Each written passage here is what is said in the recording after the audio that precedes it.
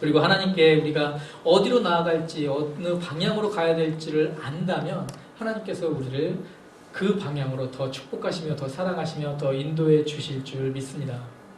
이번 주에 짧은 글을 봤어요. 짧은 글에 그 정주영 회장에 대해서 이제 나왔더라고요. 지금 모인이 됐죠. 근데 그 정주영 회장이 조선소를 만들었습니다. 조선소를 만들기 전에 가진 기술이나 돈이나 아무것도 없었어요. 근데 조선소를 만들어야겠다라는 생각이 있었어요. 그 영국의 한 투자회사, 은행에 찾아갑니다. 우리에게 돈 좀 구워주십시오. 아니, 여태까지 배를 만들어 본 적도 없고 뭐 해본 것도 없는데 내가 당신에게 어떻게 배를 만들려고 조선소를 만들려고 그 큰 돈을 구워줍니까? 그러니까 정주영 회장이 뭐라 그런지 아십니까? 돈의 주머니에서 돈을 하나 끄는 거예요. 500원짜리. 그리고 500원짜리 뒷면에 무엇이 있는지 아세요? 거북선이 있죠. 그 거북선을 보여주면서 너네들이 배를 만들기 전에, 철겁선을 만들기 전에 우리는 벌써 300년 전에 이런 거북선을 만든 그런 나라라고. 그러니까 허허허 웃으면서 그 배를, 조선소를 지을 돈을 구워주었다고 합니다. 그리고 그 조선소를 짓기도 전에 이 정주영 회장은 그리스로 가서 배 2척을 만들 계약을 따서 돌아갔다고 합니다. 그리고 1년 만에 조선소를 만들고 세계에서 2.8%의 세계 배를 만드는 그 큰 배죠. 큰 배를 만드는 그 양의 2.8%. 이거 숫자적으로는 되게 작아 보이지만 세계 안에서 볼 땐 더군다나 아무것도 없던 나라에서 볼 때는 엄청난 일이거든요. 그런 일을 이루어냅니다. 근데 지금 한국 조선이 어떻습니까? 배를 만드는 기술이 세계 1위가 된 거죠. 왜요? 우리는 거북선을 만들었던 능력이 있던 나라거든요. 그렇죠? 근데 그 정주영 회장이 우리 조선소를 만들어야겠어 라고 했을 때 임원들이 한결같이 다 반대했다고 합니다. 우리는 만들 수 없습니다. 할 수 없습니다. 그때 정주영 회장이 또 한마디를 했다 그래요. 그게 무엇인지 아십니까? 해봤어.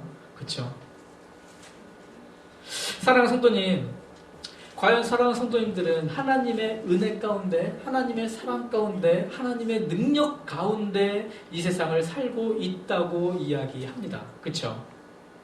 근데 보면 어떤 분들은 기도하는 걸 좋아하고, 어떤 분들은 말씀 읽는 걸 좋아하고, 어떤 분들은 봉사하는 걸 좋아하고, 어떤 분들은 헌금하는 걸 좋아합니다. 그쵸?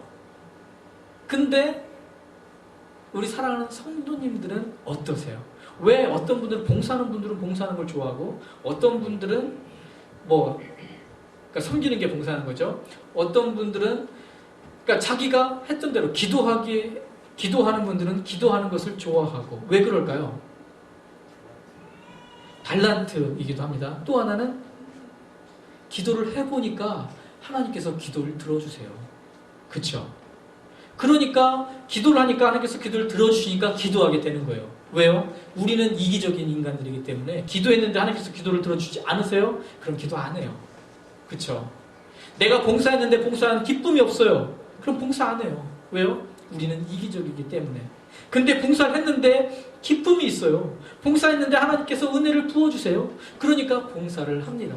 전도를 합니다. 처음에는 두렵고 떨리죠. 근데 전도도 해본 사람은 계속 전도를 합니다. 왜요? 전도한 것에 대해서 또 채워주시는 하나님의 은혜와 사랑이 있거든요. 사랑하는 성도님들, 이 자리에 앉으신 성도님들, 전도하십시오. 그러면 나 전도하는 성격이 아닌데. 봉사하십시오. 나 시간 없는데. 기도하십시오. 나 눈 감으면 잠자는데. 그쵸? 근데 기억하십시오. 해보셨습니까? 정주영 회장이 500원짜리 한 장 뒤에 거북선 하나로 그 큰 돈을 구워왔어요. 그죠? 근데 우리는 기도할 때 누가 들은다고 이야기합니까? 하나님께서 우리의 기도를 들으십니다. 내가 봉사할 때 우리의 섬김을 받으시는 분이 누구십니까? 하나님이십니다. 내가 말씀 읽을 때 나에게 이야기해 주시는 분이 누구십니까? 하나님이십니다. 내가 헌금 드릴 때 헌금을 받으시는 분이 누구십니까? 하나님이십니다. 내가 주고 받는 분이 누구인지를 우리가 분명히 안다면 정주영 회장이 그 500원짜리 들고 우리가 이런 사람이었다라고 했을 때 큰 돈을 구워줬던 그 한 대기업의 회장처럼 우리가 하나님의 그런 담대함으로 하나님의 능력을 의지함으로 나아갈 때 하나님의 능력을 이 세상에서 우리가 발휘할 줄 믿습니다. 우리 성도님들도 믿으십니까? 믿으신다면 원래 이때는 아멘 크게 해도 괜찮은 거거든요. 아멘이 좀 부담스럽죠? 그래서 우리가 그 하나님의 사랑, 하나님의 은혜에 대해서 오늘 잠시 말씀을 보기를 원합니다. 은혜가 뭡니까? 은혜, 사랑, 감사. 사실은 이런 것들은 추상적인 단어예요. 딱 눈에 보이는 것이 아니고, 그래서 우리가 잘 아는 것 같지만, 잘 많이 말을 하지만, 또 어찌 보면 잘 또 모르고 있는 그런 단어 중에 하나이기도 합니다. 현대교회에서 가장 이해되지 않는 말 가운데 하나를 어떤 분은 바로 은혜라고 이야기를 하더라고요. 은혜란 값없이 거저 주어지는 것이라는 것을, 이 단어의 뜻은 거의 모든 성도님들께서 아십니다. 그죠? 은혜는 값없이 거저 주어지는 것이라는 뜻입니다. 근데 여기서는 그 뜻을 모른다는 것이 아니라 은혜를 경험하며 살지 못한다는 것입니다. 이해가 되십니까? 이해가 잘 되지 않으세요? 한번 옆에 분들 얼굴을 보세요. 옆에 분들 얼굴을. 우리 환영제도, 은지자매도, 영웅이도, 유미도 같이 한번 얼굴을 봐봐요. 얼굴을 보셨습니까? 옆 사람의 얼굴을 쳐다봤을 때 그 얼굴에서 은혜 받은 얼굴이다라고 느껴지십니까? 과연 옆에 분을 쳐다봤을 때 얼마나 많은 우리 교회 성도님들이 은혜 받은 얼굴을 갖고 계실까요? 은혜 받은 얼굴을 보지 못했다고 생각하시니까 웃으시면서 은혜 받은 얼굴을 보여주시네요. 우리 성도님들께서. 주일마다 예배를 드리고 제일 많이 하는 말 가운데에서 사실은 가장 많은 말이 은혜 받았습니다라는 말입니다. 특히 예배가 끝나고 나면 성도님들 중에서도 오늘 은혜 많이 받았어. 이 말씀 참 은혜가 됐어. 그리고 또 인사하면서도 오늘 말씀 감사했습니다. 오늘 은혜 받았습니다. 이런 말을 많이 합니다. 대화 중에 제일 많이 쓰는 말 중에 하나가 바로 하나님의 은혜. 저희도 그렇고 저희 예은이도 무슨 일만 있으면 엄마 하나님의 은혜야. 아빠 하나님의 은혜야. 막 그런 이야기를 많이 해요. 학교 가다가 버스를 놓쳤어요. 아빠 하나님의 은혜야. 오늘은 아빠가 태워주는 차를 탈 수 있게 됐어. 우와.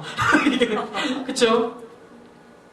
에베소서 2장 8절 우리가 예수를 믿고 구원받은 것 자체가 하나님의 은혜였다고 우리에게 이야기해 줍니다.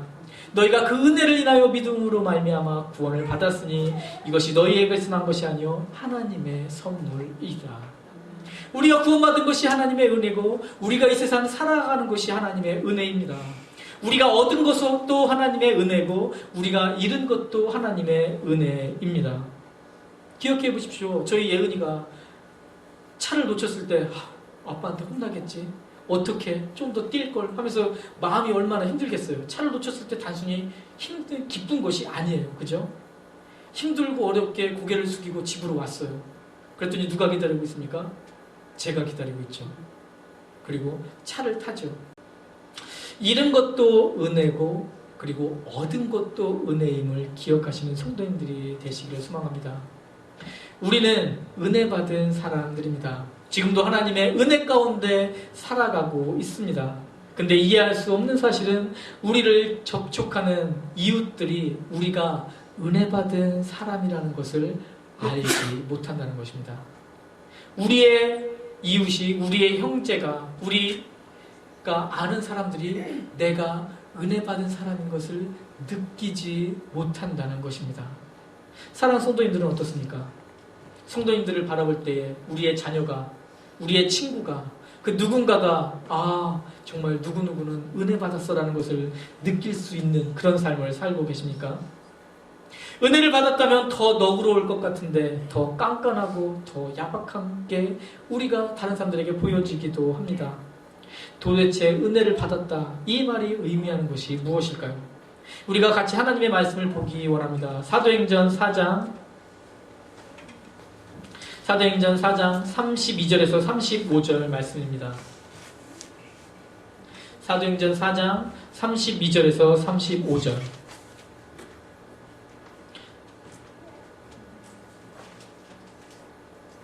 제 성경으로 신약 109페이지에 194페이지에 있습니다. 제 성경으로 신약 194페이지에 있습니다. 제가 읽어드리겠습니다. 사도행전 4장 32절에서 35절. 믿는 무리가 한 마음과 한 뜻이 되어 모든 물건을 서로 통용하고 제 재물을 조금이라도 제 것이라 하는 이가 하나도 없더라.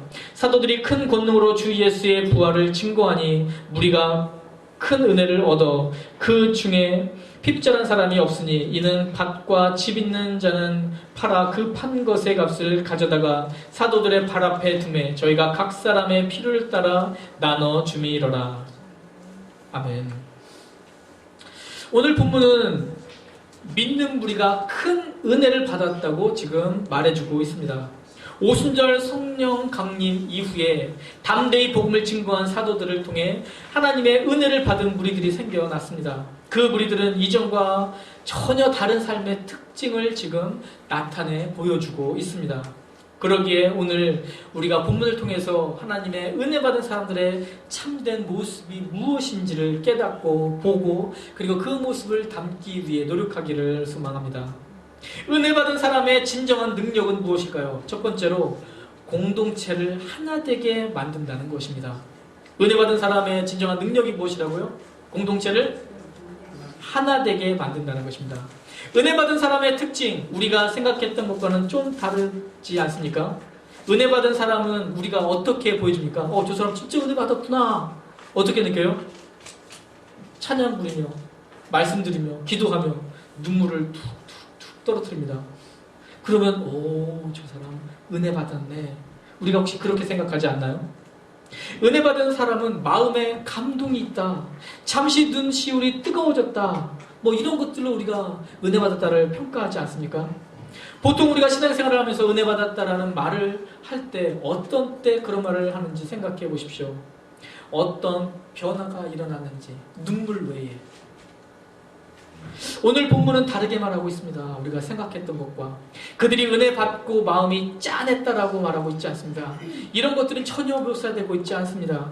본문 32절에 보면 믿는 무리가 한 마음과 한 뜻이 되어 모든 물건을 서로 통용하고 제 재물을 조금이라도 제 것이라 하는 이가 하나도 없더라. 이 말씀은 우리를 가장 힘들게 하는 말씀이죠. 그죠? 자, 믿는 무리, 사도들의 말씀과 기도를 통해 큰 은혜를 받은 무리가 어떻게 변화됐다고요? 한 마음, 한 뜻으로 연합했다. 재물만 보지 마세요. 우리는 자꾸 재물로 가요. 그죠? 근데 재물 그 앞에 말하고 있는 것이 어떻게 됐다고 말하고 있습니까? 한 마음과 한 뜻으로 연합됐다. 그렇습니다. 은혜 받은 자의 첫 번째 특징은 연합, 하나됨입니다. 다시 말해서 은혜 받지 못한 사람은 아무리 노력해도 연합할 수가 없습니다. 왜 그럴까요? 마음에 시기와 질투와 미움이 가득해 있기 때문입니다. 그런 것들이 계속 올라오기 때문입니다. 피를 나눈 형제로도 아이들은 먹을 것 앞에서 싸우지 않습니까? 어제 우리 성도님들 바쁘신데도 또 사랑으로 함께 해주셔서 너무 감사합니다. 저희 예은이 생일에 몇몇 분을 예은이가 초대를 했거든요. 아기 있는 가정을. 근데 어떤 분이 선물을 주다가 무얼 줄지 이렇게 모르시겠기에 현금을 주셨어요. 현금을 받고 예은이가 너무 기뻐합니다. 근데 그 전까지는 얘들이 돈에 대해 별로 관심이 없다가 제가 한 번 말씀을 드렸죠. 저희 아이들이 우리가 돈을 위해서 이 조합을 만들자. 은행을 만들어서 같이 돈을 디파짓하자. 그래서 돈을 디파짓 했었어요. 그 돈에 지금 90불 넘게 디파짓이 돼 있습니다. 거기에서 예은이가 낸 돈은 15불이라고 그래요. 다시 말하면 다른 애들이 거의 35불 정도 내서 예준이, 예강이가 35불 정도 내서 70불을 만들었고 예은이가 한 15불 정도 내서 애들이 35불 이상을 낸 거네요. 그래서 90불을 지금 좀 넘게 있는 거예요. 다시 말하면 예은이는 예준이, 예강이보다 20불보다도 더 많이 덜 냈어요. 근데 자기가 받은 돈이 있는데 분명히 예준이하고 예강이는 받은 게 없고 자기만 있어요. 이거를 내서 합치기가 아까운 거예요. 근데 예준이는 이제 억울해지기 시작한 거예요. 예준이하고 예강이가 한 20불 정도를 갖고 처음에 돈을 모으자 했을 때 예은이는 몇 센트를 냈대요. 그러면서 거기 조인을 한 거예요. 근데 돈이 좀 생기니까 예은이는 옛날 생각 못하고 이건 내 거야. 그리고 야, 너 그러면 안 돼 하고 예준이는 우리는 모아야 돼. 모아서 하나님께 헌금도 드려야 되고. 왜 너네들이 돈을 모아야 되냐? 어제 잠시 이야기를 했습니다. 그랬더니 예준이가 하는 말이 우리가 돈을 모으지 않으니까 헌금을 엄마 아빠한테 달라야 돼요. 근데 엄마 아빠한테 돈을 달래서 헌금하는 건 그건 진짜 헌금이 아니잖아요. 돈을 모으니까 우리가 우리의 진짜 헌금을 할 수 있어요. 그래서 전에도 말씀드렸지만 여기에서 50%는 그러니까 하나님께 드릴 거 1순위, 2순위, 3순위 해가지고 하나님께 드릴 거, 부모님께 드릴 거, 자기들 쓸 거, 그리고 뭐 대학 갈 때 펀드, 자기가 가진 것을 50% 해가지고 막 애들이 계산을 하고 있는 중이었는데 예은이가 갑자기 나만 돈이 생기니까 거기에 대해서 이제 불행이 싸움이 일어난 거죠. 참 불행하더라고요. 가슴이 아프더라고요.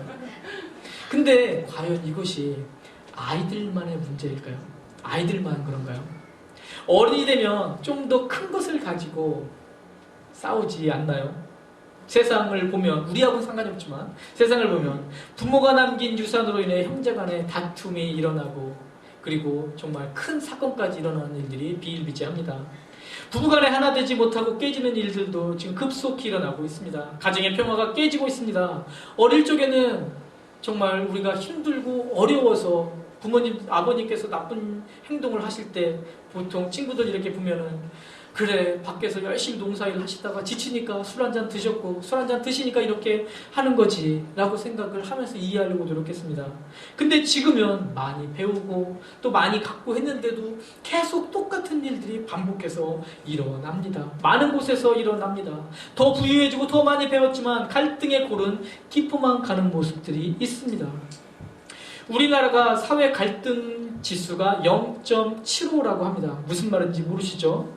OECD 국가 중에 이 0.75라는 수치는 사회 갈등 지수로 4위, 네 번째로 높은 수치라고 합니다. 별로 놀라시질 않죠? 잘 모르니까 놀라기 쉽지 않아요.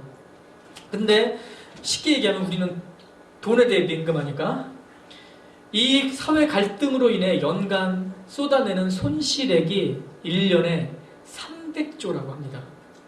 이제 놀라시네요. 사회 갈등으로 인해서 연간 손실되는 돈이 300조. 근데 이 300조는 정부가 1년 예산에, 그러니까 1년, 정부의 1년 예산과 맞먹는 액수라고 합니다. 그런 엄청난 돈들이 사회 갈등 때문에 일어나고 쓰여지고 있습니다. 왜 이렇게 된 것일까요? 왜 가정의 평화가 깨지고 사회가 깨지고 그 사회가 갈등 속에서 몸살을 계속 앓고 있는 걸까요?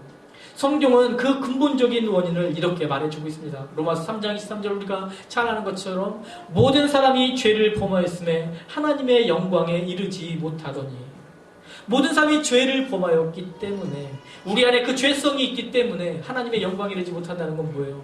우리 안에 의로움이 없다는 것입니다.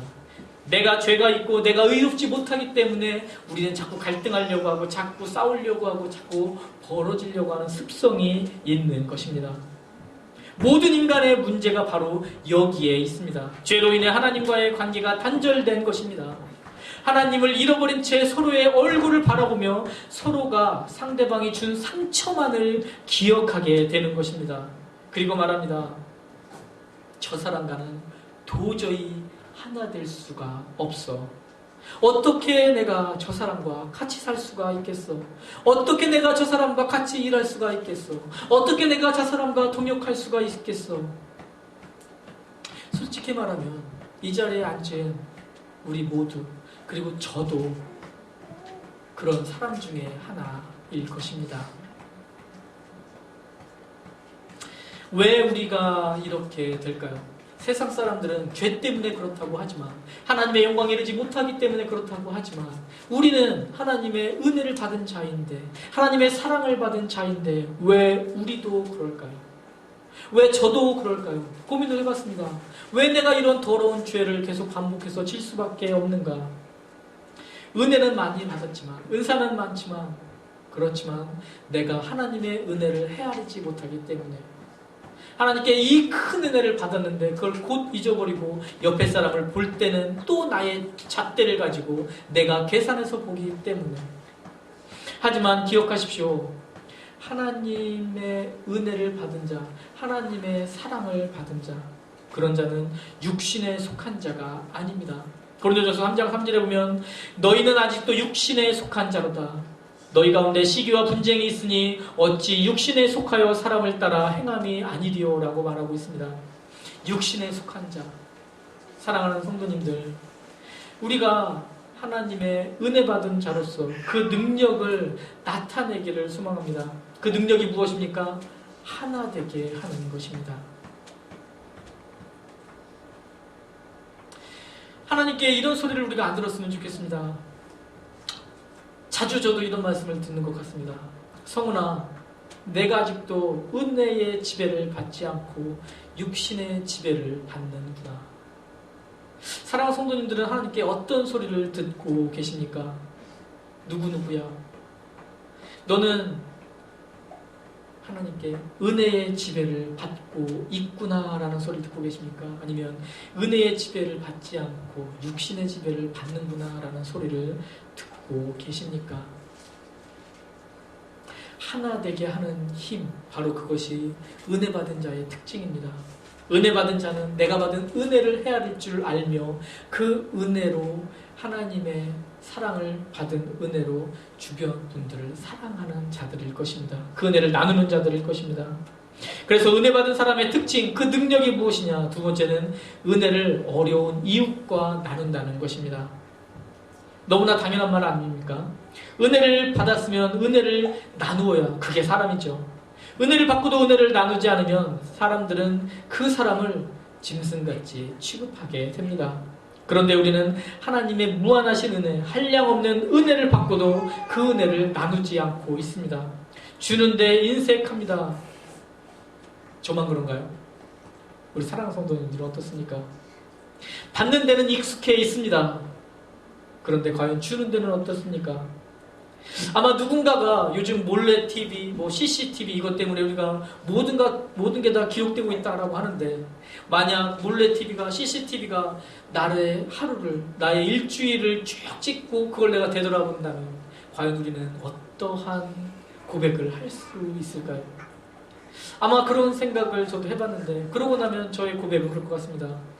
내가 받은 것은 내가 받을 것이 아무것도 없었는데 은혜로 받은 것이고, 나의 행동은 은혜 받은 자와 상관없이 내 욕심대로 행동한 삶, 은혜만 받고 욕심만 부리는 그런 나의 인생을 내가 그릴 수밖에 없구나라고 주님 앞에 회개했던 적이 있습니다.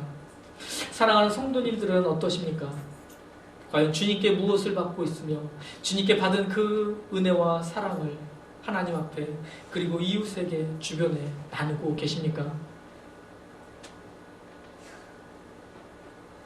33절에 보면 사도들이 큰 권능으로 주 예수의 부활을 증언하니 무리가 큰 은혜를 받아 그랬습니다.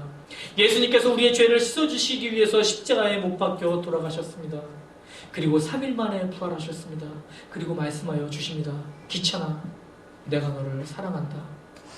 내가 너의 죄를 씻어주기 위해서 나의 아들을 십자가에 못 박았고 3일 만에 부활시켰다. 이 사실만 믿으면 너는 구원을 받는다. 그리고 그 음성을 듣고 우리는 그 음성에 화답해서 그 음성을 믿고 하나님의 자녀가 되었습니다. 그리고 나는 하나님께 큰 은혜를 받았다라고 하나님 앞에 감사하다라고 우리는 외치고 기도드리고 있습니다. 그런데 그 은혜를 받은 우리의 인생은, 우리의 삶은 어떻습니까? 이제 그 인생을, 그 사랑을 나누는 성도님들이 되시기를 소망합니다. 내가 받은 그 사랑을, 예수 그리스도의 십자가 사건을, 부활하신 그 능력을 증거하는 성도님들이 되시기를 소망합니다. 가장 큰 사랑은, 가장 큰 섬김은 이웃에게 1불, 2불, 100불, 200불, 1000불, 10,000불을 주는 것보다 더 큰 사랑은 영원히 죽을 수밖에 없는 그들에게 예수 그리스도를 증거하는 것입니다. 아멘. 은혜를 나누며 사는 성도님들 되시기를 소망합니다. 이 시간 다 같이 고개 숙이겠습니다.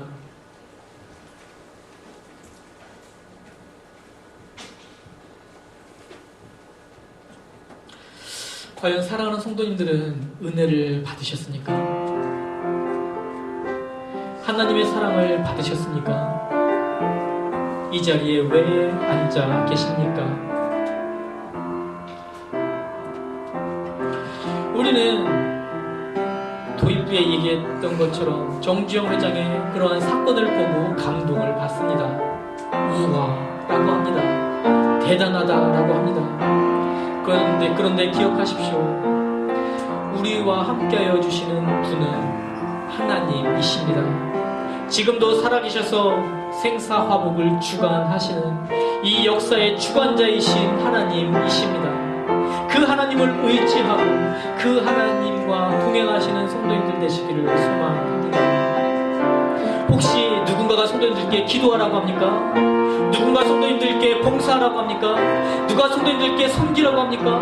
누가 성도님들께 성경 말씀을 읽으라고 합니까? 누가 성도님들께 헌금하라고 합니까? 누가 성도님들께 하나님의 영광을 해서 무엇인가를 각오하라고 합니까? 그런데 그렇게 각오하기가, 그렇게 결단하기가 힘이 듭니까? 기억하십시오. 우리와 함께 하시는 하나님, 그 하나님의 사랑과 능력을 기억하십시오. 그리고 스스로에게 되물어 보십시오. 왜 내가 기도할 수 없을까? 왜 내가 말씀 걸 수 없을까? 왜 내가 섬길 수 없을까? 왜 내가 헌금할 수 없을까? 왜 내가 무엇을 할 수 없을까? 그때 스스로에게 되물어 보십시오.